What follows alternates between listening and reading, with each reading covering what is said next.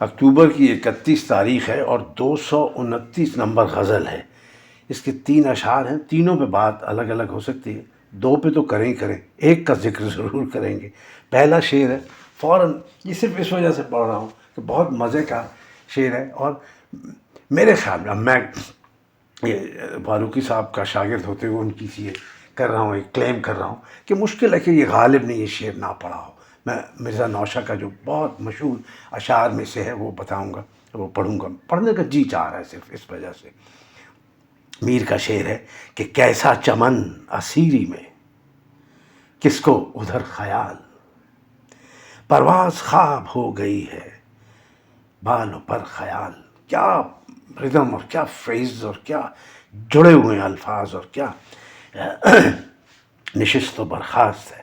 فوراً مرزا نوشہ کا شعر یاد آیا، جو آپ کو بھی یاد آیا ہوگا اکثر کو، کہ خزاں کیا فصل گل کہتے ہیں کس کو، کوئی موسم ہو وہی ہم ہیں، قفس ہے اور ماتم بالوں پر کا ہے، پرواز خواب ہو گئی ہے بالوں پر خیال. اس میں ایک ذرا سی جو بات ہے جو میں اپنی طرف سے اس میں ڈال رہا ہوں، وہ یہ کہ جو ہے پرواز خواب ہو گئی بالوں پر خیال. مجھے ایسا لگتا ہے کہ جو بالوں پر کا کا معاملہ، یہ بال جو ہیں یہ خوبصورتی کے لیے، اور پر جو ہیں وہ انرجی کے لیے اور طاقت کے لیے اور ابیلٹی کے لیے، میرا خیال ہے ان کا استعارہ ہے. اس کو شعر کو یہیں چھوڑ دیتے ہیں، اصلی جس شعر کے اوپر بات کرنی ہے اس پہ آتے ہیں تاکہ وقت ضائع، اور اس میں بہت ہی عمدہ مزے کی چٹخارے دار اور انسٹرکٹیو باتیں ہیں. کچھ شعر ہے کہ مشکل ہے مٹ گئے ہوئے نقشوں کی پھر نمود. مشکل ہے مٹ گئے ہوں نقشوں کی پھر نمود، جو صورتیں بگڑ گئیں ان کا نہ کر خیال. فاروقی صاحب نے ایک جگہ اور جگہ پہ لکھا ہے، یہاں نہیں کہیں لکھا ہے، کہ کیونکہ ان کی جو پورا یہ جو 4 والیوم ہے اس کا نام ہے شعر شور انگیز ہے، تو ایک جگہ کہتے ہیں کہ یہ شعر بھی شور انگیزی کی عمدہ مثال ہے. ایک اور شعر کے لیے کہہ رہے ہیں، یہ شعر بھی شور انگیزی کی عمدہ مثال ہے. شاعر جس منظر کو بیان کر رہا ہے خود شاعر اس سے باہر معلوم ہوتا ہے. شور انگیز شعر اس وقت سب سے زیادہ کامیاب ہوتا ہے جب شاعر یعنی متکلم کی شخصیت پس پردہ ہو، وہ رائے زنی کر رہا ہو اور اس کے بیان میں غیر معمولی پیشن ہو. یہ ڈیفینیشن ہے صاحب. اب یہ دوبارہ مجھے پتہ نہیں ملے گی یا نہیں. یہ پہلا جو ان کا والیوم تھا یہ ہم 2 پہ، اس کے 283 صفحے پہ ہیں، یعنی میں ریفرنس دیتا جا رہا ہوں تاکہ اگر کسی نے دیکھنا ہو یا میں نے خود دیکھنا ہو. تو یہ کہہ رہے ہیں جی شور انگیز وہ شعر ہے جو اس طرح سے ایکو کرے. کہنے لگے کہ یہ شعر، اب اس شعر پہ آتے ہیں کہ مشکل ہے مٹ گئے ہوں، مشکل ہے مٹ گئے ہوئے نقشوں کی پھر نمود، دوبارہ نہیں ہوتا ہے آتے، واہ واہ، جو صورتیں بگڑ گئیں ان کا. کہتے ہیں یہ شعر انڈر سٹیٹمنٹ یعنی بات کو کم کر کے کہنے کی عمدہ مثال ہے. یہ ریٹرک میں تو بڑا ایک ٹول ہے، اور جیسے یعنی مبالغے کا اور تعلی کا اور ہائپربل ایگزیجریشن کا الٹ ہے. اور انڈر سٹیٹمنٹ یعنی جس کو برٹش سینس آف ہیومر یا شاعری وغیرہ میں بھی ہے، وہ کہتے ہیں اس کی جو چوٹ ہے، چبھن ہے، زیادہ ہوتی ہے. ہمارے دوران بھی ہر شعر کچھ نہ کچھ استعمال کرتا ہے کبھی، کہ ہمارے دور کے جو ہیں اشعار شاعر لوگ، ان میں سے میرے 2 دوست دونوں کا ایک شعر یاد آ رہا ہے. صابر ظفر کا ایک بڑا عمدہ شعر ہے چٹخارے کا، پیچیدگی نہیں ہے لیکن ہے انڈر سٹیٹمنٹ کا، کہ ایک آدھ بار تو جاں وارنی ہی پڑتی ہے. اب ایک آدھ بار بڑی انڈر سٹیٹمنٹ ہے، اور جان جیسی چیز، ایک آدھ بار تو جاں وارنی ہی پڑتی ہے، محبتیں ہوں تو بنتا نہیں بہانہ کوئی. احمد مشتاق کی بھی ہیں بڑی اس طرح کی مثالیں، مجھے اب یاد نہیں آ رہے، حالانکہ ان کے اتنے اشعار مجھے یاد تھے. کہ کیا تھا وہ ایک شعر ان کا اس طرح کا، میں نے کہیں لکھ رکھا تھا لیکن اب یاد نہیں آ رہا.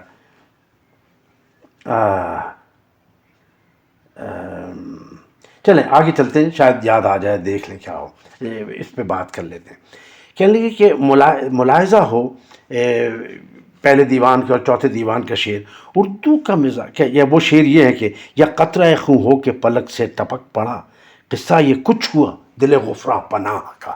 یہ میر کا شعر کہ قصہ یہ کچھ ہوا، یہ انڈر سٹیٹمنٹ کی بڑی اعلیٰ مثال ہے نا. قصہ یہ کچھ ہوا دل غفراں پناہ کا. I love that kind of thing. اچھا، اور میر صاحب کے بارے میں تو خاص طور پر مشہور ہے کہ وہ اپنی بات میں بہت زیادہ درد اور سوز اور کرب و غم پیدا کرتے ہیں، لیکن واقعہ یہ ہے کہ میر نے مشرقی مزاج کے الرغم ایسے شعر بہت کہیں۔ صاحب یہ لفظ میں نے پہلی دفعہ سنا، یہ ترکیب الرغم، بہت ڈھونڈ کے میں لے کے آیا ہوں لغت سے کہ الرغم نہیں ہے، الرغم ہے، اور اس کا مطلب ہے برعکس۔ اب کوئی استعمال کرتے ہیں، میں نے نہیں دیکھا یہ لفظ آج تک، بڑے بڑے لوگوں کے ساتھ بیٹھے کسی نے کہا بھائی اس کے الرغم یہ بات ہے، میں نے نہیں سنا۔ یہ اب کیا کریں گے، برعکس کی جگہ استعمال کریں، اس کے الرغم۔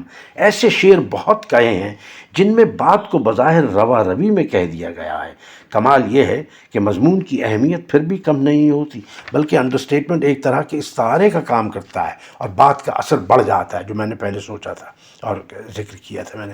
مثلا شعر زیر بحث کا مضمون یہ ہے کہ گزری ہوئی باتیں، گزری ہوئی صحبتیں، گزرے ہوئے لوگ، ان کی مراجعت ممکن نہیں، ان کو یاد کرنا یا گزشتہ کے سیاق و سباق میں حال کا لائحہ عمل بنانا غیر مناسب ہے۔ اس بات کو کہنے کے لیے پہلے تو صرف یہ کہا کہ جو نقش یا نقشے مٹ گئے ان کا دوبارہ ظاہر ہونا مشکل ہے، پھر دوسرے مصرے میں یہ کہا کہ جو صورتیں بگڑ گئیں ان کا خیال نہ کرو، لہجے میں کسی قسم کی محزونی یا شکست خوردگی نہیں ہے، اور نہ یہ اخلاقی سبق پڑھانے کا انداز ہے۔ میر صاحب یہ تو کرتے ہی نہیں ہے نا، یعنی سرسری طور سے ایک بات کہہ دی، لیکن اسی وجہ سے بات میں زور پیدا ہو گیا ہے کہ بڑی بات کو یوں کہا ہے جیسے موسم پر تبصرہ ہو رہا ہے۔ ہاں یہ انڈرسٹیٹمنٹ۔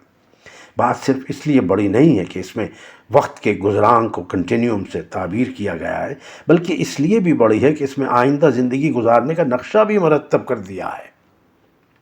لیکن یہ شعر محض سادہ بھی نہیں، اس میں میر کی معمولہ چلاکیاں موجود ہیں، ضرورت صرف غور کرنے کی ہے۔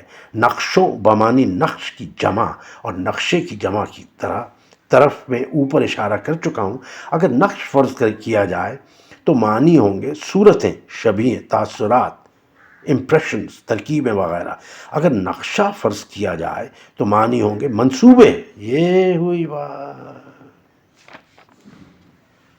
اور حالات اور طرز حیات اور طرز فکر وغیرہ۔ دونوں صورتوں میں مٹ گئے کا فقرہ خوب ہے۔ اب دیکھیں جی، مٹ گئے مشکل ہے، مٹ گئے ہوئے نقشوں کی پھر نمود، جو آپ نے اسٹریٹجیز بنائی تھیں زندگی میں، ایک یہ معنی بھی ہے نا کہ ہم یوں کریں گے زندگی، جو صورت جو آپ کے پلانز بگڑ گئے وہ بگڑ گئے حضور، دوبارہ نہیں ہونے کا، بقول سنجے کے۔ اس میں دو اشارے ہیں، نقش پا، نقش یا نقشے خود سے مٹ گئے، یعنی امتداد زمانہ۔ امتداد بھی خوب لفظ ہے صاحب، عام طور پہ نہیں استعمال ہوتا، اس کا مطلب ہے پھیلا ہوا، اور چینج اور تبدیلی حال نے انہیں مٹا دیا، انہیں کسی شخص نے مثلا معشوق نے یا کسی قوت نے مثلا تقدیر نے مٹا دیا۔ دوسرے مصرے میں صورتیں کا لفظ رکھا ہے جو نقش اور نقشہ اور دونوں کے لیے مناسب ہے، لیکن وہ صورتیں بگڑ جانا اور ہی عالم رکھتا ہے، صورتیں بگڑ جانا اور ہی عالم رکھتا ہے، واقعی شیٹرنگ ٹائپ چیز ہے صورتیں بگڑ جانا۔ یعنی اس میں انسانوں کی صورت بگڑ جانے کا بھی اشارہ ہے، بڑھاپے کی وجہ سے، بیماری، گناہ، نقش بگڑ جانے کا بھی اشارہ ہے اور نقشہ بگڑ جانے کا بھی اشارہ۔ نہ کر خیال کے بھی دو معنی ہیں، جیسے کہ اوپر کہا جا چکا ہے کہ یاد نہ کر، اور ان کے سیاق و سباق میں موجودہ زندگی کا لائحہ عمل نہ بنا، کوئی لائحہ عمل اسٹریٹجی زندگی کی بنانے کا کوئی فائدہ نہیں۔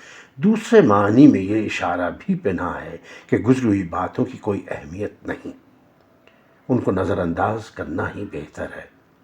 اس طرح اس شعر میں تقدیر پر رضامندی بھی ہے اور عمل کی ترغیب بھی۔ رنجیدگی کہیں بہت دور تہ میں ہے، لیکن موجود وہ بھی ہے۔ میر نے غلط نہیں کہا تھا، یہ فاروقی صاحب نے مصرع لگایا ہے سخن میر کا عجب ڈھب کا، تو اس کا پہلا مصرع تھا کہ زلف سا پیچ دار ہے ہر شعر، یعنی زلف سا پیچ دار ہونے میں سب چیزیں آ جاتی ہیں کہ الیورنگ بھی ہے، خوبصورت بھی ہے، مسٹیریس بھی ہے، اور سیاہ ایک ڈارک ایسپیکٹ بھی ہے اس کی۔ وہ احمد مشتاق کا شعر یاد آ گیا انڈر اسٹیٹمنٹ کا، اس میں میں ختم کرتا ہوں کہ میں نے دل سے کہا ہم جھیل گئے ہجر کا دن، میں نے دل سے کہا ہم جھیل گئے ہجر کا دن، دل نے چپکے سے کہا شام ذرا ہونے دو، باقی آئندہ